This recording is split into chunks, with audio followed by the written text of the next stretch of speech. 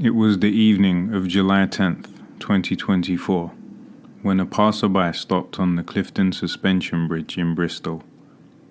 The man noticed another figure ahead of him, struggling with two large, heavy suitcases. They dragged awkwardly across the pavement, the wheels buckling under the weight. As the stranger lifted one up onto the barrier, the passerby saw it. Dark liquid seeping through the seams, dripping to the ground. He joked nervously, "That looks heavy, something dead in there." But the man with the suitcases didn't laugh. He froze.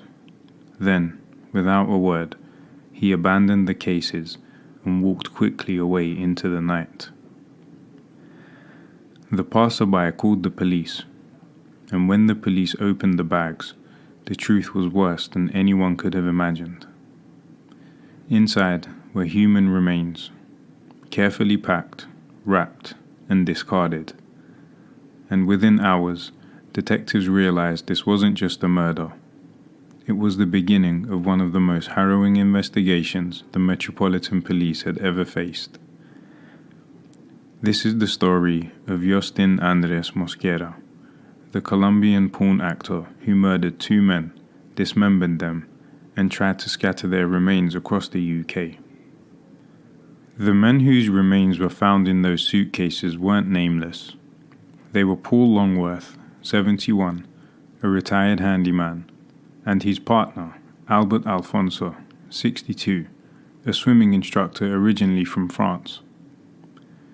The two had been in a civil partnership for years, living together in a modest flat in Shepherd's Bush, West London.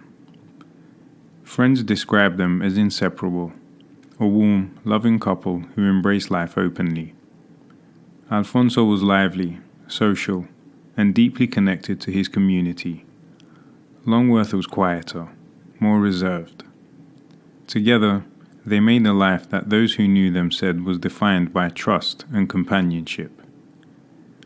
But into that life entered Yostin Mosquera, a 35-year-old Colombian national. Mosquera was an adult film performer who had first met Alfonso years earlier, around 2012, through webcam sites. Over time, their friendship deepened. When Mosquera eventually came to London, the couple welcomed him in, offering him a place to stay when he had little support and spoke almost no English. What began as a kindness, however, would evolve into something far darker. What happened inside the Shepherd's Bush flat on the 8th of July 2024 was pieced together later through forensics, CCTV timestamps, and the trail of Google searches that left little doubt. Sometime that afternoon, Paul Longworth was attacked first. Prosecutors said a hammer was used, the blows catastrophic. His body was clumsily hidden under a divan bed, out of sight but not out of mind. The concealment was hurried, improvised. That evening, Albert Alfonso returned home. He was comfortable there, in a space he shared with the man he loved and the guest they had taken in. In Alfonso's bedroom, a camera captured what had begun as a consensual encounter. It did not stay that way. During that filmed sexual act, Yostin Mosquera produced a knife. The violence that followed was frenzied and deliberate. Alfonso was stabbed repeatedly, more than 20 times. The footage, later recovered, became one of the most harrowing exhibits in the case. In the immediate aftermath, Mosquera did not call for help. He did not flee. He stayed, and he began to plan. Forensic analysts later recovered internet search histories that read like a blueprint, queries about fatal head injuries, decomposition, and where to find the chest freezer quickly. Banking records showed attempts to transfer £4,000 from Alfonso's account after the acts. An ATM withdrawal from a local bank also. He was panicking, trying to get together some cash and plan a way out. By the 9th of July, a freezer had been bought. Inside the flat, the work of dismemberment began. Detectives would later find decapitated heads stored in that freezer, with other remains portioned into suitcases. The flat, once a home, had been turned into a workshop of horrors. Then came the 10th of July, and the decision that moved the horror from a private room to a public place. 2 heavy suitcases were hauled to Clifton Suspension Bridge in Bristol, miles from the murder scene, chosen perhaps for anonymity and the river below. The wheels buckled under the weight. Blood seeped through the zips. A passerby making a nervous joke, and he watched the man with the luggage freeze and walk away.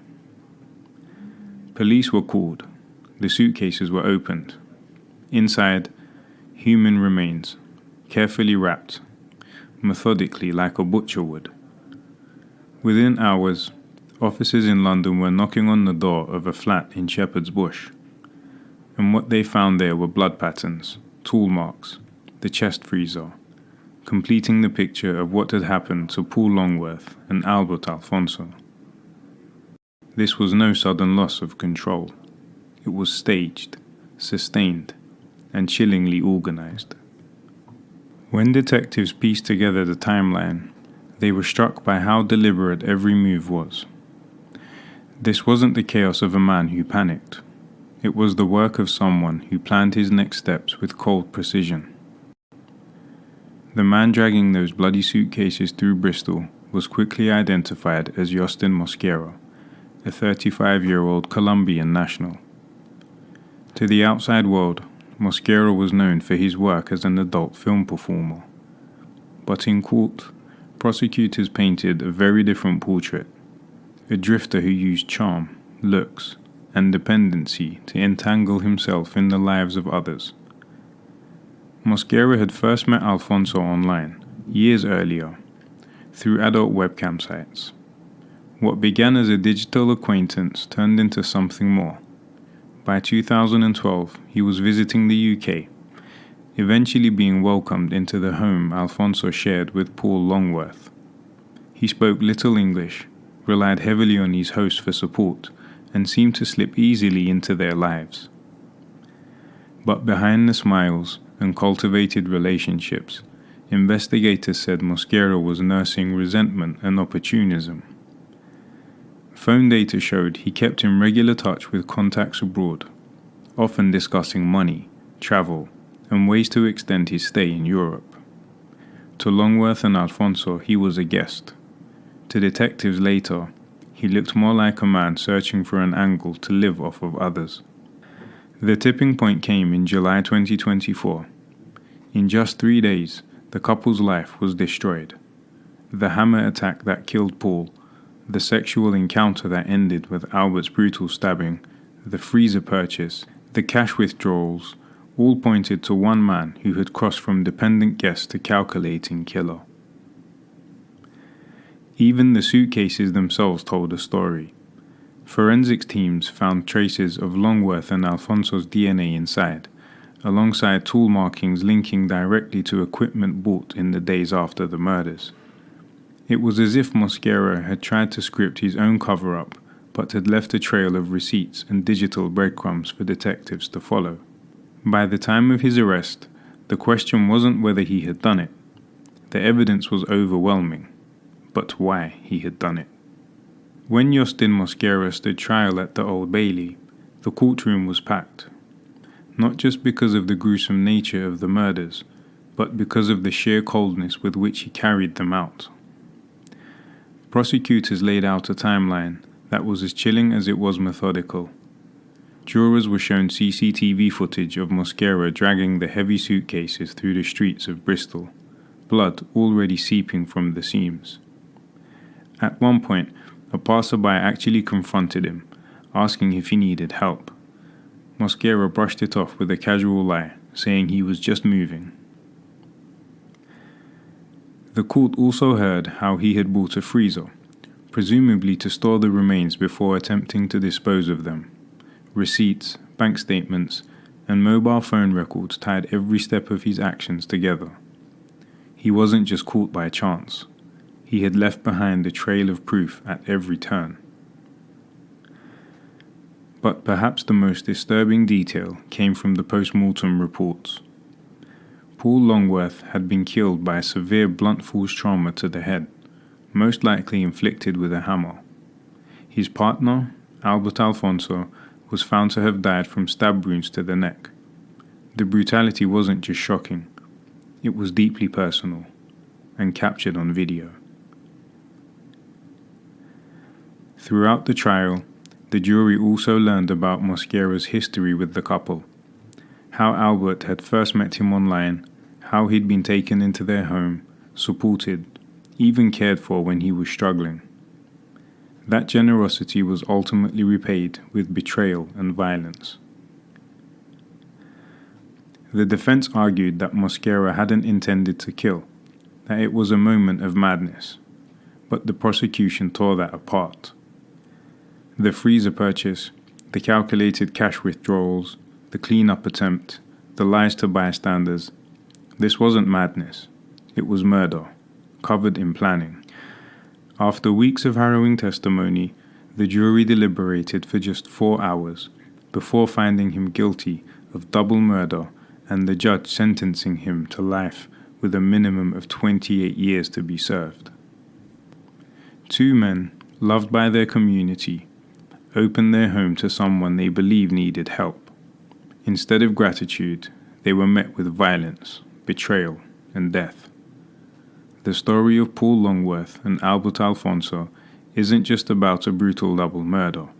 It's about the dangers of misplaced trust and the devastating consequences that can follow. It reminds us how predators often hide behind charm, presenting themselves as vulnerable while plotting something far darker. Mosquera will spend nearly 3 decades behind bars before he can even apply for release, but no sentence can erase the pain left behind. For Paul and Albert's families, friends, and community, the scars will remain. This case asks difficult questions. How well do we really know the people that we let into our lives? And how far can kindness be twisted when placed in the wrong hands? What do you make of this case? Do you think justice was truly served with a 28-year minimum sentence? Let us know your thoughts in the comments below. And if you want more deep dives into the UK's most shocking true crime cases, don't forget to subscribe, turn on notifications, and join us next time as we uncover another story from the darker side of human nature.